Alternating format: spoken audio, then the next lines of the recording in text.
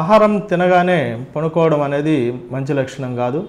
ఆహారం తినగానే at least 2 hours కూర్చోవడం కానీ నిలబడడం కానీ అలాంటివి చేయాలి.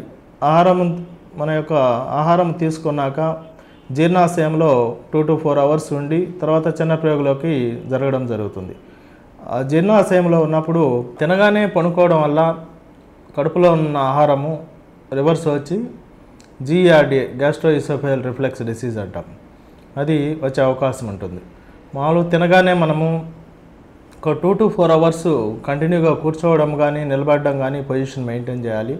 ఎందుకంటే ఆహారం తీసుకున్న తర్వాత జీర్ణాశయంలో ఆహారం నిలబడి అది జీర్ణ ప్రక్రియ అయినాక చిన్న ప్రేగులోకి వెళ్ళి దానిలో ఉన్న విటమిన్స్ మరియు యొక్క న్యూట్రియంట్స్ అన్నీ అబ్జార్బ్ కావడం జరుగుతుంది.